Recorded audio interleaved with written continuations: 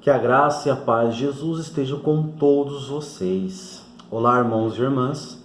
Para aqueles que ainda não me conhecem, meu nome é Diogo. Eu faço parte da equipe de formadores aqui da Arquidiocese de Sorocaba e participo do grupo de oração ao qual eu sou servo, Filhos de Davi, que fica aqui na região de Sorocaba. E é com muita graça que hoje estaremos dando continuidade à carta de São Paulo aos Romanos. E hoje nós vamos estudar um pouco sobre o capítulo 3, aonde nesse capítulo 3 vou dividir ele em 3 partes. Uma que vai ser o quê? Sobre pecado, sobre a fé e justificação e obras e lei. Ou seja, dentro desse capítulo 3, nós vamos aprender um pouco o que Paulo fala em relação a essas 3 coisas, sobre o pecado, a fé e justificação e obras e lei. Então, para que nós já podemos iniciar o nosso estudo hoje sobre a carta de São Paulo aos Romanos, vamos então aqui fazer uma pequena oração, pedindo aí a luz do Espírito Santo para que nos ilumine hoje, para este estudo. Pai, tende misericórdia de nós, pois somos pecadores, mas se conheceres verdadeiramente a Tua palavra, por ela seremos salvos.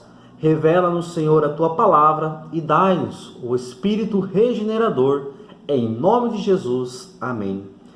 Que Deus nos ilumine, em nome de Deus que é Pai, Filho e Espírito Santo, amém.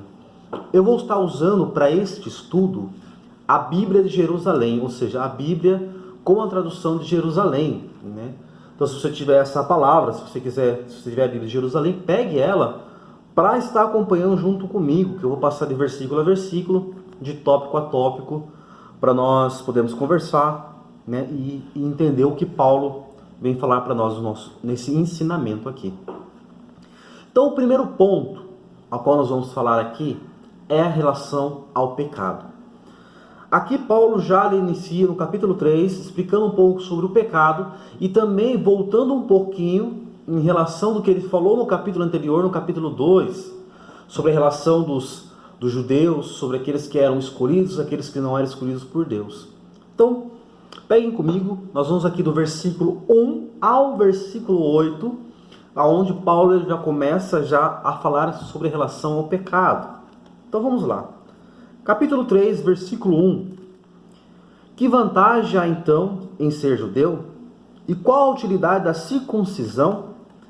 Muita, e de todos os pontos de vista. Em primeiro lugar, porque foi a eles que foram confiados os oráculos de Deus. O que acontece se algum deles negarem a fé? A infidelidade deles não anulará a fé de Deus? De modo algum. Confirma-se pelo contrário, que Deus é veraz enquanto todo homem é mentiroso, conforme a Escritura. Para que seja justificado nas tuas palavras e triunfe quando fores julgados. Mas então, se a nossa injustiça realça a justiça de Deus, que diremos? Não cometeria Deus uma injustiça, desencadeando sobre nós a sua ira? Falo como homem, de modo algum. Se assim fosse, como poderia Deus julgar o mundo?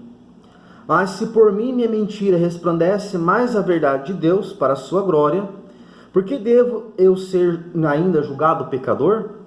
E por que, como aliás alguns afirmam caluniosamente que nós ensinamos, não haveríamos nós de fazer o mal para que venha o bem? Desses tais a condenação é justa? Perceba que, irmãos e irmãs, no primeiro ponto, é muito importante para nós entendermos, Paulo no capítulo anterior tinha falado que Deus não fazia acepção de pessoas, onde nós vimos lá em Romanos, capítulo 2, no versículo 11. De fato, não faz. Deus não faz acepção de pessoas, independente se ela é judeu ou se não é. Mas aqui Paulo reconhece que os judeus tinham uma certa vantagem por terem recebido os oráculos de Deus, que é a mensagem de Deus revelada no Antigo Testamento. Ou seja, ele reconhece sim, você sendo judeu, um circunciso, você recebe uma certa vantagem em relação às outras pessoas. Porque você conhece por primeiro sobre as leis, sobre os mandamentos, sobre a palavra de Deus. Veja, esse é o primeiro ponto para nós entendermos o que Paulo quer vir falar aqui desse versículo 1 ao versículo 3. Ele reconhece a vantagem, ele reconhece que os judeus têm uma grande vantagem. Mas também, aqui vai dizer Paulo, dando continuidade aqui na leitura, que por eles terem de certa forma tido esta vantagem, aumentaria o juízo sobre eles pela desobediência. Ou seja, como vai falar lá em Lucas capítulo 12, versículo 48, que vai dizer que através da desobediência das palavras aumentaria, então, ou seja, aumentaria o pecado dos judeus, porque eles conhecem, eles sabem da verdade. Por que já estou falando isso? Para nós entendermos sobre a relação do pecado, é importante nós entendermos que Deus, ele julga todas as pessoas por igual. Independente se ele é um circuncisado ou não é um circuncisado. Ou seja, aquilo que nós já aprendemos lá nos capítulos anteriores, independente se você é o povo escolhido ou se não é o povo escolhido por Deus para portar a mensagem. Mas aí gera um questionamento. Mas então se o povo judeu, ele é o povo escolhido ele é o povo escolhido? Se o povo de Israel é escolhido, então quer dizer que Deus, então, ele não pode julgar esse povo? É o que vai dizer aqui para nós esse questionamento? Não, pelo contrário.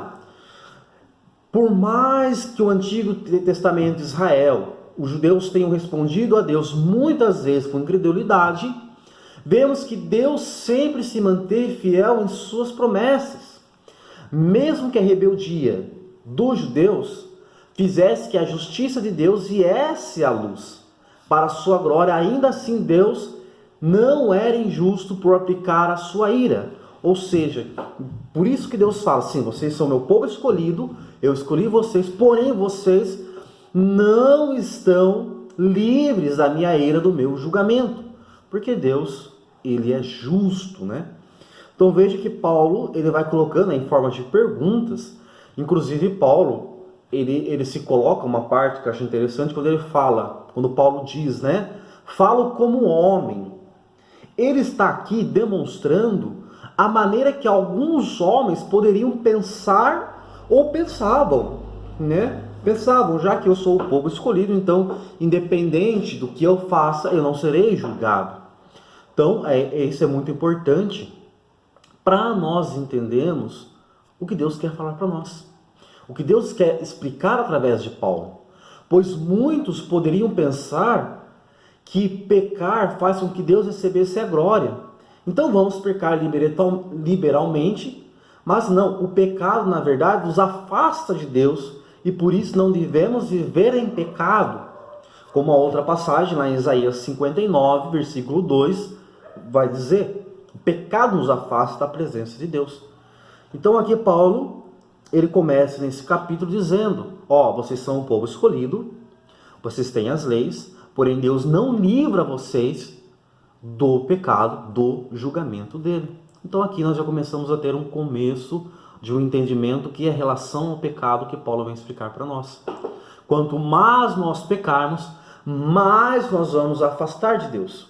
Não podemos pensar, como que Paulo vai combater, que quanto mais eu peco, mais Deus vai manifestar a sua glória. Ou seja, eu vou pecar bastante para que Deus manifeste a sua glória, seja mais glorificado. Não, pelo contrário. Quanto mais eu peco, mais eu vou me afastando da presença de Deus. E para nós entendermos um pouco mais sobre esse tema, esse bloco que eu separei sobre o pecado, do versículo 9 ao versículo 18, Paulo começa a falar sobre a relação de todos os homens na condição de pecadores. Então acompanhe comigo no versículo 9 ao versículo 18. E daí? Levamos vantagem? De modo algum, pois acabamos de provar que todos, tanto os judeus como os gregos, estão debaixo do pecado, conforme está escrito: não há homem justo, não há um sequer, não há quem entenda, não há quem busque a Deus. Todos se transviaram, todos juntos se corromperam. Não há quem faça o bem, não há um sequer. Sua garganta é um sepulcro aberto, sua língua profere enganos. Há veneno de serpente debaixo de seus lábios. Sua boca está cheia de maldição. e azedume. Seus pés são velozes para derramar sangue. Há destruição e desgraça em seus caminhos. Desconhecerão o caminho da paz. Não há temor de Deus diante de seus olhos. Veja, aqui Paulo, ele usa, algumas passagens do Velho Testamento para deixar claro que todos estavam sobre a mesma condição. Todos estão debaixo da ira de Deus, tanto judeu como gentil. Não há quem se diga justo, que entenda e busque a Deus, mas todos se perderam na prática do mal. Ou seja, todos nós estamos condenados ao pecado. Nós vamos pegar lá desde o início de toda a geração da criação, desde lá de trás, com o pecado de Adão e Eva, os primeiros homens, nós herdamos aqui todo o pecado deles lá. Então, seja eu e você, todos ali estamos sob o julgamento de Deus. Todos somos pecadores.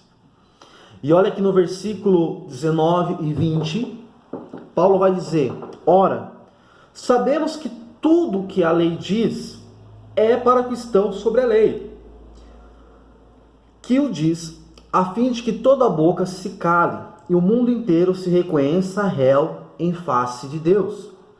Porque diante dele ninguém será justificado pelas obras da lei, pois da lei vem somente o conhecimento do pecado. Perceba o seguinte, irmãos, que Paulo quer dizer aqui para nós. A lei servia somente para revelar o pecado ao pecador. E por isso, todo mundo será culpável diante de Deus. As obras boas da lei não será de justificação para ninguém. Trocando de palavras, para nós ficarmos fácil para nossa compreensão, não importa tantas e tantas coisas que eu venha fazer, porque elas não vão me dar a salvação. Elas não me justificam diante de Deus. Inclusive, existe uma outra passagem que vai dizer, há um diálogo de Jesus ele vai falar, quando nós estivermos diante de Deus, não adianta eu falar, Senhor, Senhor, eu preguei em teu nome, Senhor, eu intercedi em teu nome, Senhor, eu curei em teu nome. E Jesus vai olhar para nós e vai dizer: afaste-se de mim, eu não vos conheço. Ou seja, não importa horas e horas que eu fique dentro da igreja, não importa o tanto de terços que eu reze, não importa o tanto de coisas que eu faça, isso não vai me levar à salvação, isso não justifica a minha salvação.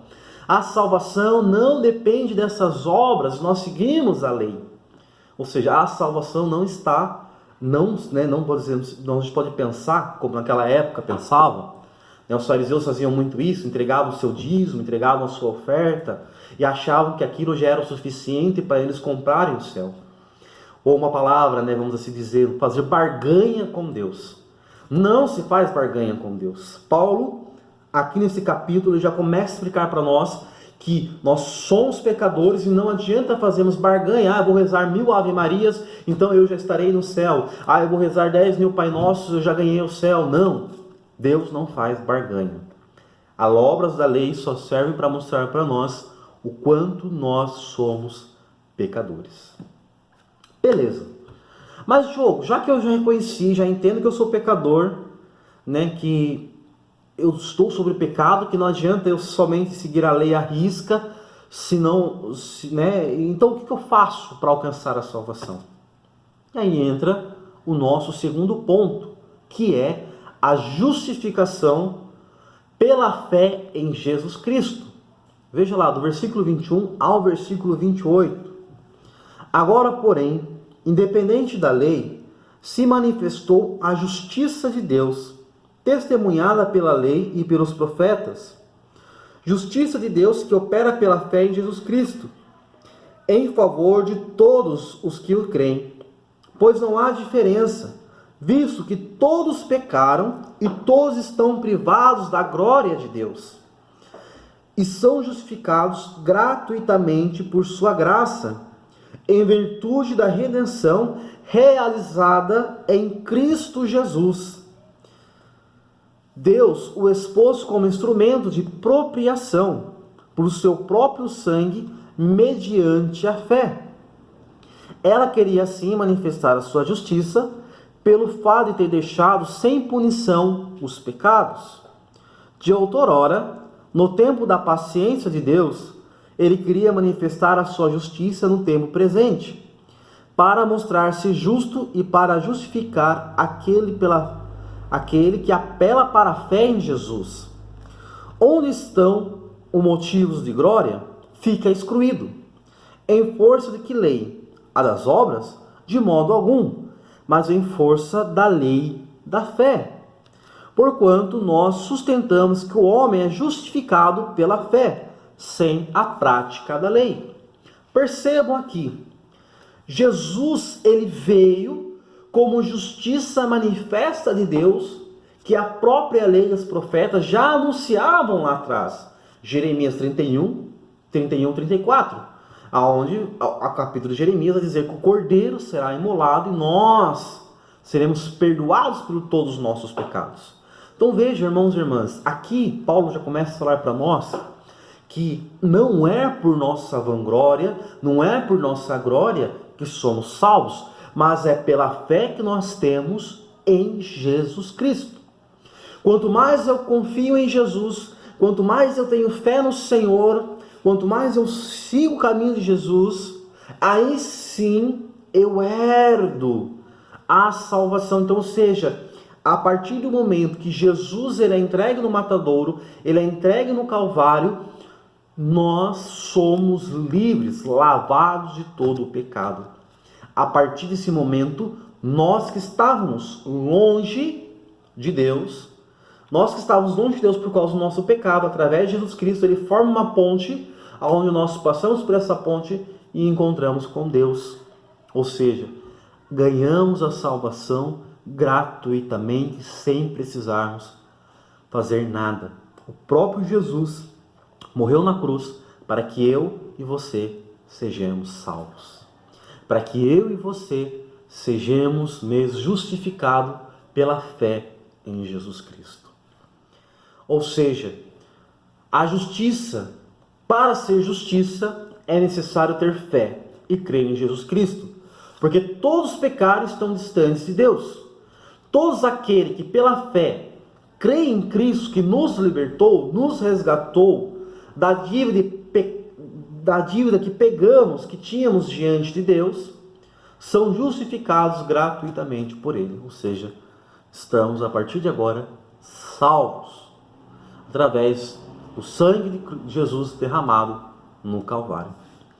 Mas aí, irmãos, então, para que servem então as leis, as obras? Para que serve então eu rezar meus textos? Para que serve então eu ir para a igreja? Paulo aqui, que aí entra o nosso terceiro ponto. Até que nós entendemos que somos todos pecadores, que Jesus é o único que nos salva, independente do que nós fazemos. E agora o terceiro ponto, que é as obras e as leis, do versículo 29 ao 31. Porque já que nós já somos salvos, para que serve então seguir as leis, os mandamentos? Para que servem essas coisas? Nós vamos entender aqui do versículo 29 ao versículo 31. Ao acaso, ele é Deus só dos judeus? Não. É também das nações? É certo que também das nações, pois há um só Deus que justificará os circuncisos pela fé, e também os incircuncisos através da fé.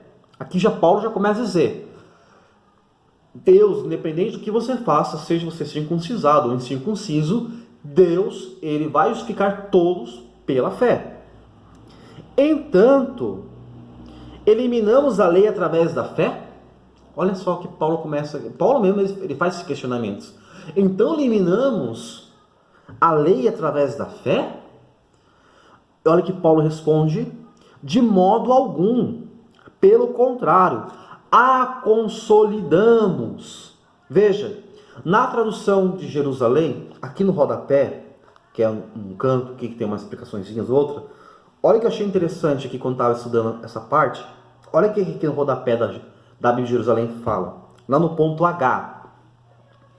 Nós estabelecemos a lei.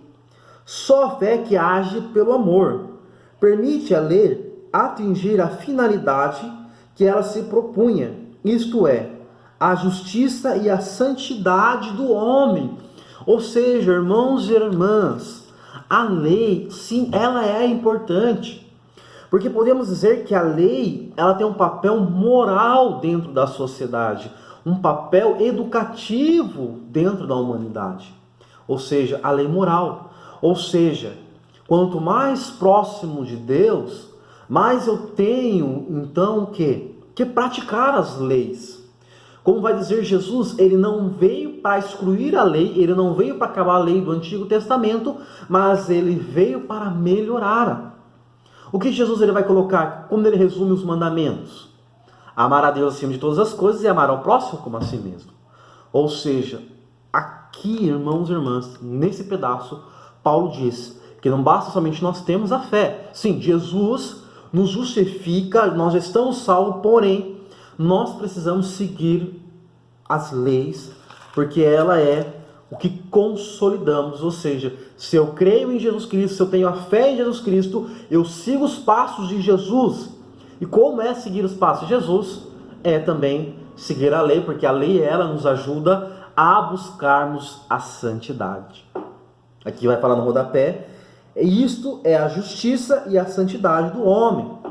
Quanto mais eu sei que estou próximo de Deus, é quanto mais eu sigo aquilo que Jesus ensinou no Novo Testamento, aquilo que Jesus veio nos ensinar.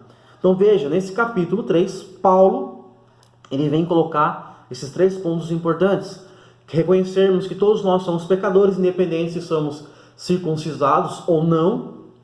Ele coloca para nós que nós somos justificados não pelas nossas obras, mas pelas obras de Deus. Ou seja, lembra daquela passagem que fala, né, do jovem rico, né? Que ele faz isso, que ele entrega tributos, e Jesus ele fala então para ele, então vende tudo e vai e segue-me. E aquele jovem rico então ele fica triste e vai embora. Por quê? Porque ele só seguia as leis, mas não cria, não confiava completamente em Jesus. E o terceiro ponto, que obras e as leis, elas são sim importantes, porque ela nos conduz, nos mostra que estamos no caminho certo, que quanto mais próximo de Jesus, mais amor ao próximo eu vou ter, mais próximo dos outros eu vou ter, menos eu vou julgar as outras pessoas. Então, tudo está interligado para que nós possamos então aí seguir a Jesus.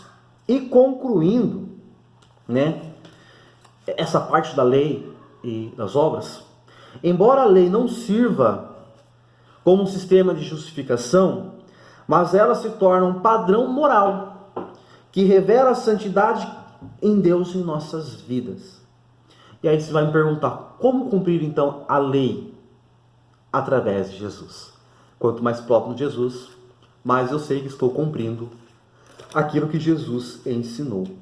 Amados, para concluir aqui, para fechar o nosso ensinamento, quero recomendar para vocês 2 livros importantes.